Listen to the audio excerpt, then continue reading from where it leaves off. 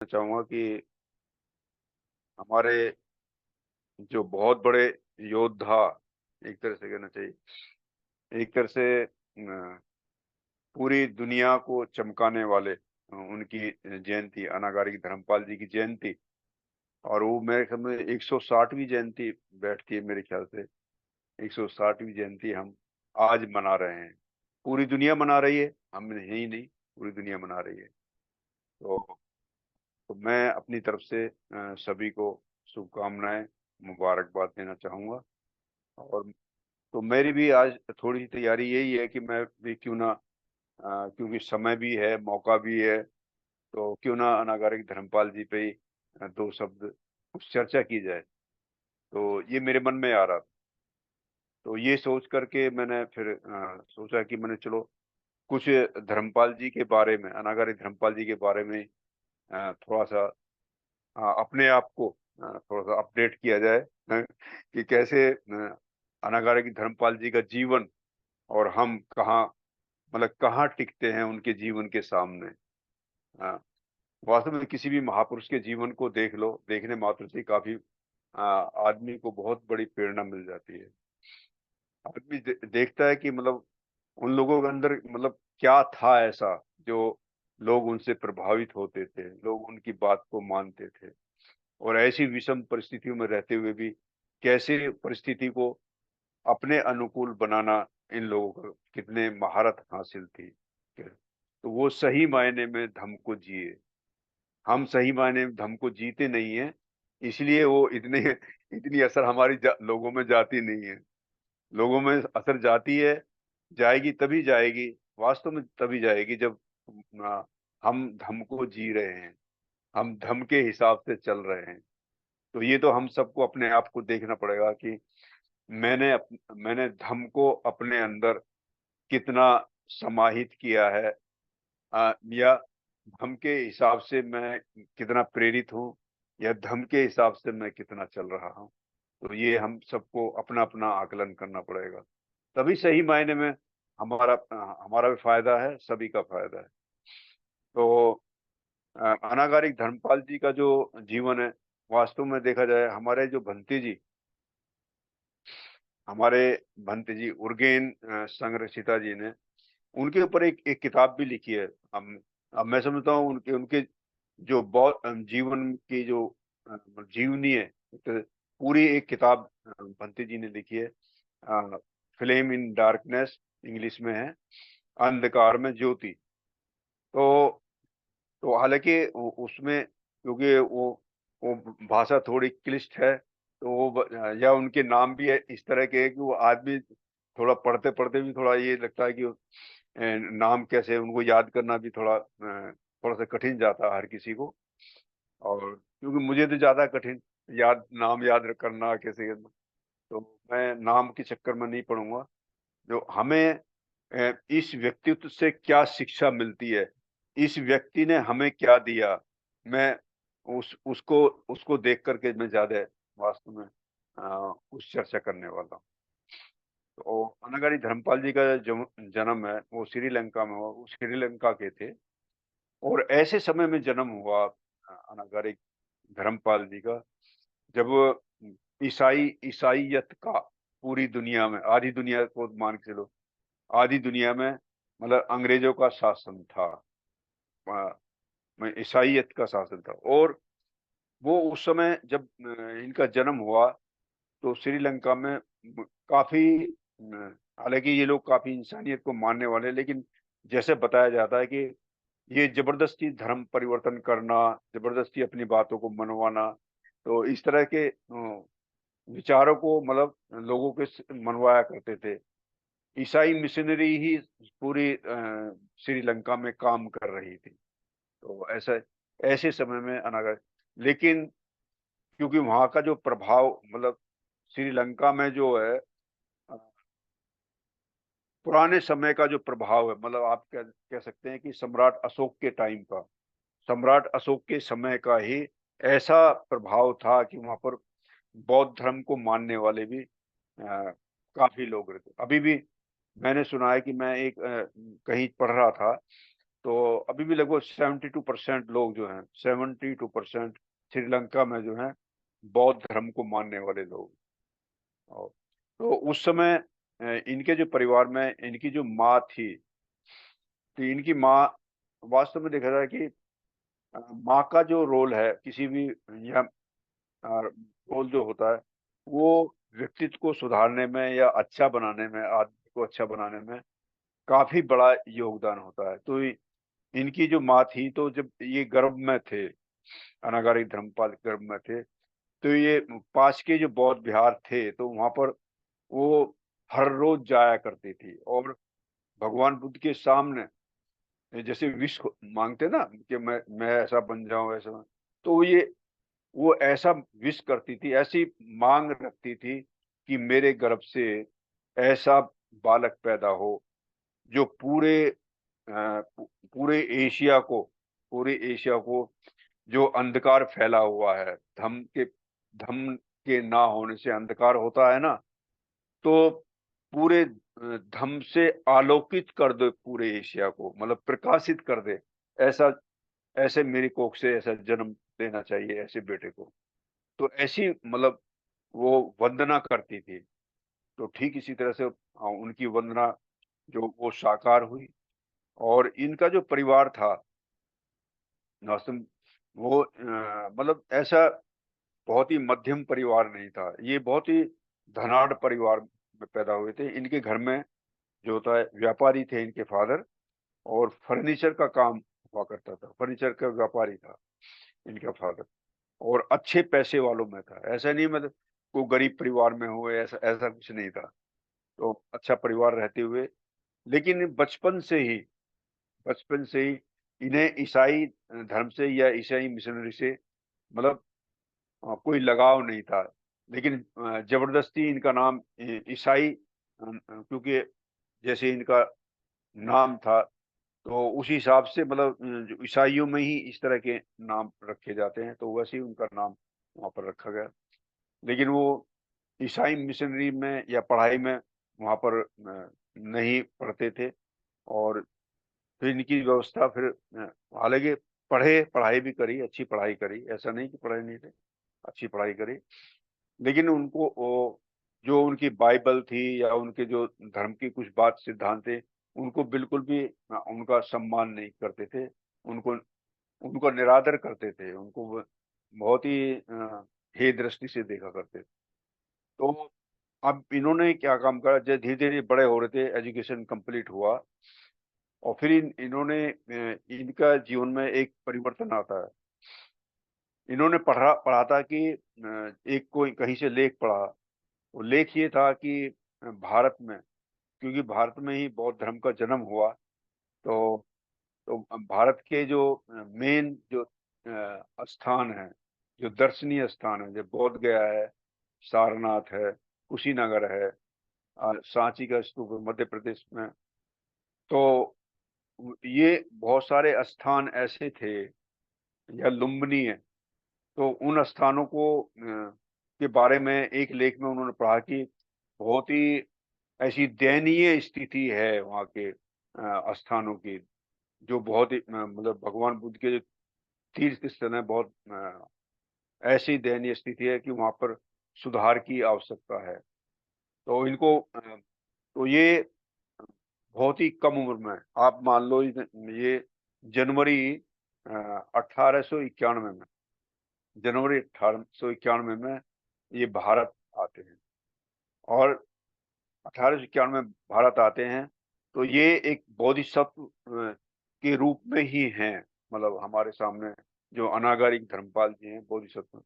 और उसी समय अप्रैल 14 अप्रैल, मतलब 14 अप्रैल 1891 को, तो एक दूसरे बोधिसत्व का जन्म होता है। देखो, मतलब हमारे बाबा साहब का जन्म होता है। और तो ये जो जैसे ही भारत की भूमि पर पदार्पण होता है अनागारिक धर्मपाल जी का, तो फिर वो जाकर सबसे पहले देखते हैं, वहाँ के स्थानों को देखते हैं। सबसे पहले गए, मतलब सारनाथ गए। तो सारनाथ में जाकर के इन्होंने देखा कि, और देख करके वहाँ की वहाँ के वो जो पत्थर थे, जो भगवान बुद्ध की टूटी फूटी मूर्तियां थी, हाँ, तो उनको लोग ढो ढो के ले जा रहे हैं, अपने गाड़ियों में भर के ले जा रहे हैं। और किसके लिए? कि जिससे कि हमारा जो मकान का जो वो लेवल करने के लिए, उसको भराव करने के लिए, ऐसा इस तरह की दुर्दशा थी उस समय। तो देख करके बहुत ही ज्यादा उनका उनकी आंखों में बहुत आंसू आ गए, और कहे कि ये जो भारत है, ये जो बुद्ध भूमि है, मतलब ये पूरी दुनिया को, एक तरह से देखा जाए, पूरी दुनिया को एक बुद्ध का संदेश देने वाली, या यहाँ पर बहुत ही मतलब एक पवित्र स्थान माना गया है दुनिया का, और वहां पर ये स्थिति है, तो बड़े दुख की बात है। फिर वो सारनाथ के बाद बोध गया जाते हैं, बोध गया में भी इसी तरह की दुर्दशा देखते हैं। तो ये बताते हैं कि वहाँ के जो वो पुजारी होते हैं, तो उन्होंने बहुत सारी मूर्तियों को, आपने देखा होगा कि भगवान बुद्ध की मूर्ति को कन्वर्ट करके हिंदू देवी देवताओं में कन्वर्ट किया हुआ है, और कन्वर्ट करने में बहुत माहिर हैं यहाँ के लोग। तो वो ले जा रहे हैं, ढो ढो के ले जा रहे हैं। तो उनको बहुत ही दुख होता है कि ऐसा इतने यहाँ पर बुद्धत्व की प्राप्ति करी सिद्धार्थ गौतम ने, तो इतना महान स्थान, शांति का स्थान, तो मतलब तहस नहस इन लोगों ने कर दिया। और एक अफवाह और फैला दी वहां के पुजारी ने कि बुद्ध की मूर्ति को खुली आंखों से देखना मतलब आपको पाप लगेगा। बुद्ध की मूर्ति को खुली आंखों से देखना आपको पाप लगेगा, इसलिए पाप मुक्ति के लिए आप उन पे मिट्टी डालो, पत्थर फेंको उनके ऊपर। तो इसीलिए वो सारी जो आपने देखा होगा कि बोध गया, ये पहले खुदाई की गई थी, मतलब बहुत सारी मूर्तियां, तो उनको क्या मिट्टी और पत्थरों से ढक दिया गया था भगवान बुद्ध की मूर्तियों को, केवल इसीलिए, वो अफवाह के कारण कि हमें पाप ना लग जाए। तो इतना जबरदस्त अंधविश्वास सी लोग हैं ये लोग, अभी भी अंधविश्वास में पड़े हुए हैं। तो इस तरह से उन्होंने फिर ये प्रण किया कि मैं यहाँ पर रह करके जब तक इस बुद्ध भूमि को, या जहाँ पर सारनाथ की भूमि को, जब तक मैं इसको मतलब आजाद ना करा लूं, यहाँ से बौद्धों के हाथों में ना सौंप दूं, तब तक मैं यहाँ से नहीं जाऊंगा। ये उन्होंने प्रण किया था। और वास्तव में आज जो जो भी, जैसे हम सारनाथ में देखते हैं, सारनाथ में उन्हीं के द्वारा बनाया हुआ एक विहार है, जो हर साल उनके नवंबर में जो अस्थियां हैं उनको भगवान बुद्ध की भी अस्थियां वहां पर वो निकाल करके वो दर्शन कराया जाता, फिर वहीं पर स्थापित की जाती है। और उन्होंने बहुत सारे ऐसे काम किए वहीं पर बैठ करके। उन्होंने जब जैसे आए थे, तो अपनी माँ को खत लिखा वहीं बैठे बैठे, और उन्होंने कहा कि माँ, मैं यहाँ की दशा देख करके बहुत ही मेरे को दुख हो रहा है, और कुछ पैसा मुझे भेज दो। और इसी तरह उन्होंने जो मैरी फास्टर नाम की एक महिला होती है, जो जिन्होंने वास्तव में देखा जाए अनागारी धर्मपाल के जीवन में बहुत बड़ा मतलब रोल होता है उसका। तो उस समय ऐसे बताते हैं कि उन्होंने उसको भी चिट्ठी लिखी, मैरी फास्टर को। तो उसने उस समय एकदम तुरंत 10,000 रुपए, अब आप ये मान लीजिए कि 1891 में, 91-92 में, तो 10,000 रुपए मतलब बहुत लाखों, बहुत मायने रखते हैं। और जब वहां पर उन्होंने निर्माण कार्य शुरू कराया सारनाथ में, तो ऐसे बताते हैं लगभग उसकी जो उस समय की जो कॉस्ट है वो लगभग 70,000 थी। 70,000 में वो बन करके तैयार हुआ था सारनाथ में। जो अभी बौद्ध स्तूप जो उनके उनके नाम से, अनागारिक धर्मपाल जी के नाम से एक विहार है, उसे गंधकुटी कहते हैं, शायद गंधकुटी उसका नाम। हाँ, मूल गंधकुटी, ऐसी नाम उसका। तो वो वहीं पास में ही है, मतलब जहाँ पर ये मतलब एक तरह से अपने जो शिष्य थे, पांचों शिष्यों को जो पहली बार धम्म देशना दी थी, उसके पास में ही ये मूल गणकुटी है, तो उसका निर्माण कराया बहुत ही सुंदर है, हम भी देख के आए थे। तो इस तरह से उन्होंने वो काम किया। फिर जब बोध गया में गए थे तो शुरू में उनको वहां पर एंट्री नहीं करनी थी, तो लेकिन उन्होंने अ, बहुत ही मिन्नतें करी, वो कानूनी लड़ाई लड़ी, कानूनी लड़ाई लड़के, और पूरे दुनिया के जो बौद्ध राष्ट्र हैं, और बौद्ध राष्ट्रों से हेल्प मांगी, मदद मांगी, घूम घूम करके सभी जगह गए। अ, जापान गए, अमेरिका गए, बहुत सारे। और जो अपने उनके मित्र थे, दो श्रीलंका वगैरह भी, जो अपना अपने परिवार से भी, क्योंकि वो काफी धनाढ़ परिवार से तो थे ही, तो अपना पैसा भी, जो अपने हिस्से का पैसा, वो भी यहीं पर इसी प्रचार प्रसार में ही लगा दिए, खर्च कर दिया, बहुत खर्चा किया।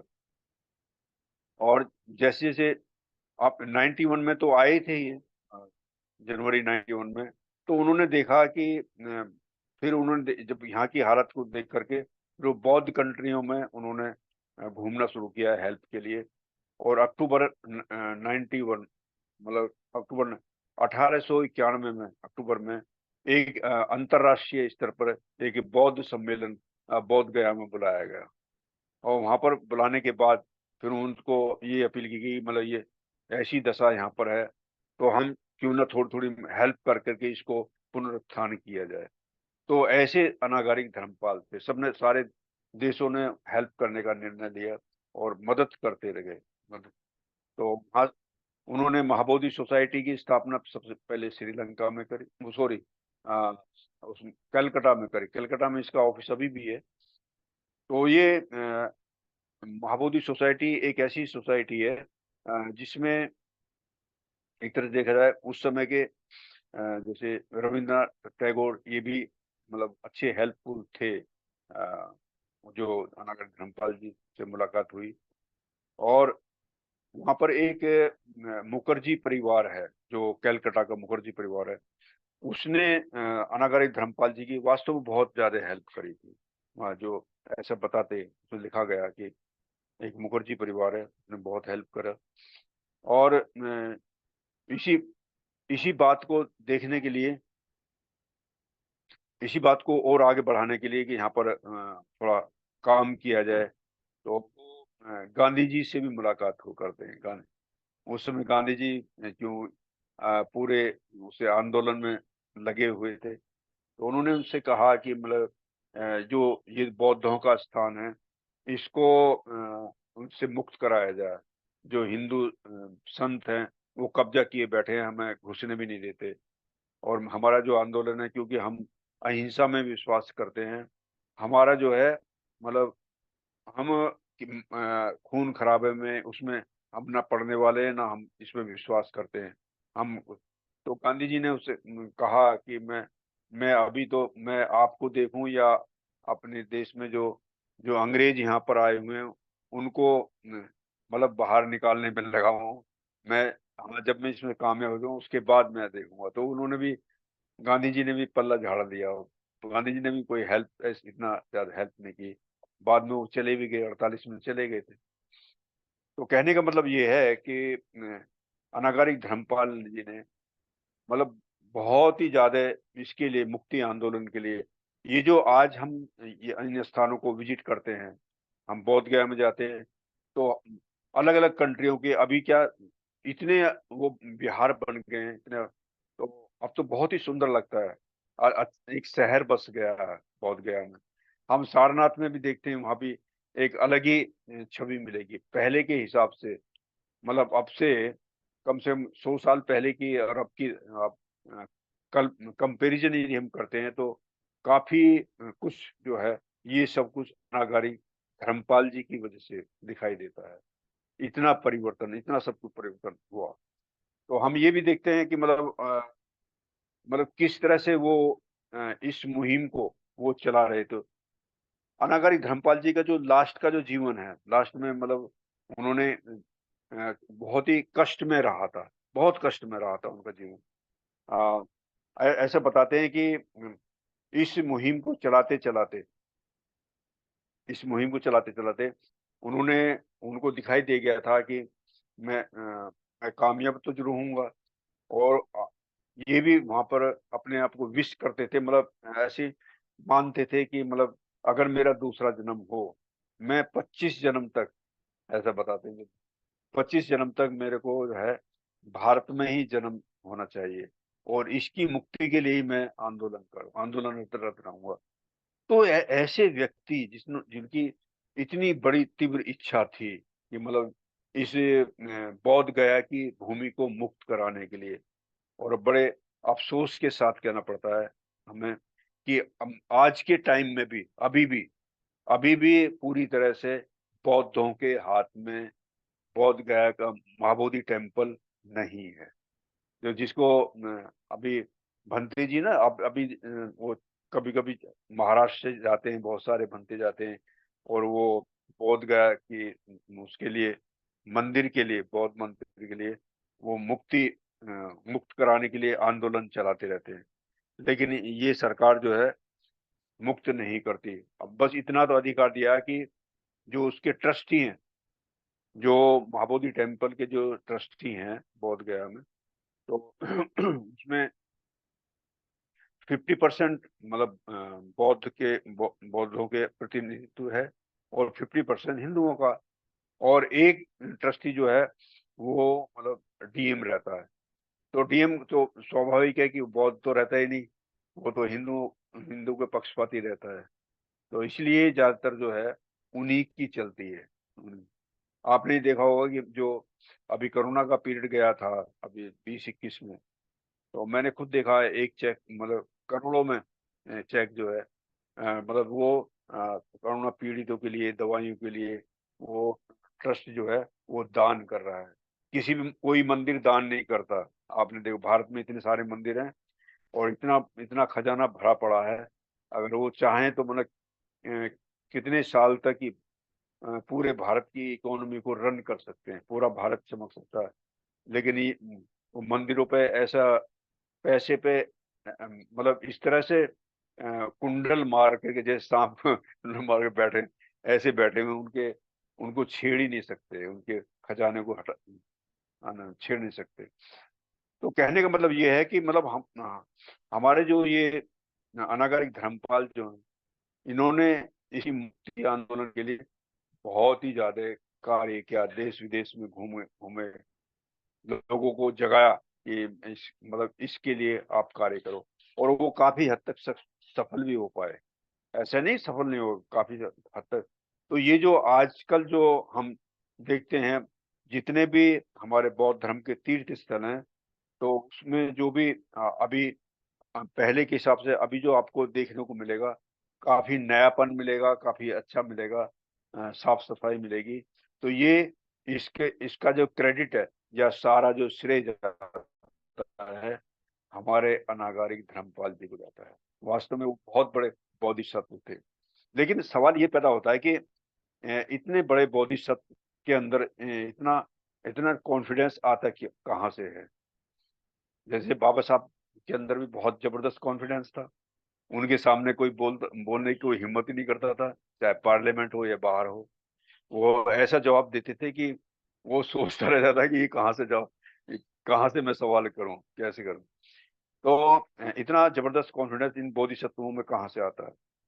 तो मैं इसके बारे में थोड़ा सा मैं बताने का प्रयास करूंगा।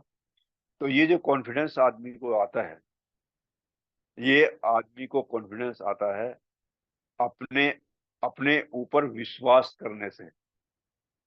अपने ऊपर विश्वास करने से हम हम अपने अंदर झांक के देखिए, हमें हमें विश्वास नहीं होता, अपने आप में विश्वास की कमी होती है। बहुत ही मतलब बहुत कमी है अपने अंदर कॉन्फिडेंस की। मैं इस काम को कर भी पाऊंगा कि नहीं कर पाऊंगा, मैं ऐसा लिख पाऊंगा कि नहीं लिख पाऊंगा, मैं वहां पर जा भी पाऊंगा कि नहीं जा पाऊंगा। अरे कॉन्फिडेंस ही नहीं है। तो जब आदमी को कॉन्फिडेंस नहीं होगा, खुद को ही कॉन्फिडेंस नहीं होगा, तो दूसरे को कॉन्फिडेंस में कैसे लोगे। आदमी का जितना आदमी जितना ज्यादा कॉन्फिडेंट होता है, और ये कॉन्फिडेंट बुद्धिज्म से मिलता, कहीं से नहीं मिलेगा आपको। कोई भगवान आपको कॉन्फिडेंस देगा नहीं। आपको कॉन्फिडेंस आपका मन ही दे सकता है। जो मन ही है जो कॉन्फिडेंस से कम, मतलब कॉन्फिडेंस कम है, और मन ही है जो कॉन्फिडेंस के से भरपूर हो सकता है। तो मन में कॉन्फिडेंस फिर कहाँ से आता? तो मैं ये बताने का प्रयास करूंगा कि खुद में कॉन्फिडेंस आदमी कहाँ से आएगा। तो खुद में कॉन्फिडेंस लाने के लिए, जबरदस्त कॉन्फिडेंस लाने के लिए आदमी को क्या करना पड़ेगा? हमारे बौद्ध धर्म में यही बताया जाता है कि स्वाभाविक है कि ये ध्यान, ध्यान मुद्रा। तो ध्यान के माध्यम से हमारा जो हमारे जो मतलब अवेयरनेस जो है, हमारी जो अवेयरनेस है, मतलब मन की अवेयरनेस, मन जागरूक होगा तो सारा शरीर जागरूक हो जाएगा, सब कुछ जागरूकता में काम होगा।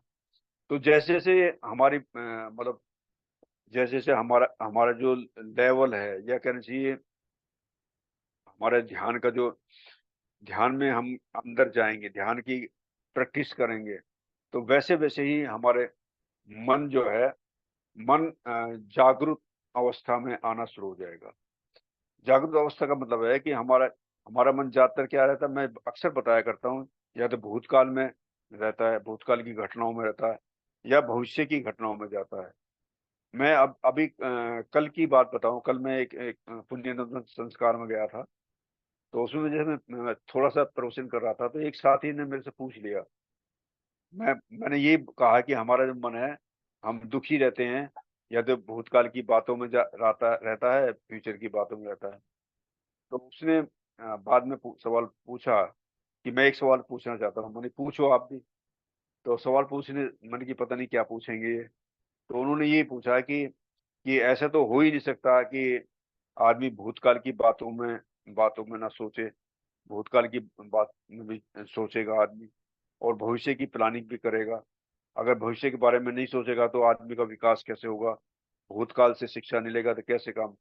तो तब मैंने उनको बताया है कि मैं आपको सीधा सीधा सवाल जवाब देना चाहता हूँ कि हम भूतकाल की बातों को उनके बारे में सोचते हैं कि जो हमें दुख देती हैं। हमारा मन उन बातों को जल्दी पकड़ लेता है जो दुख देती हैं, और जो सुख वाली बातें हैं, या जिनसे हमें शिक्षा मिलती है, जिन बातों से, उनको नहीं पकड़ता।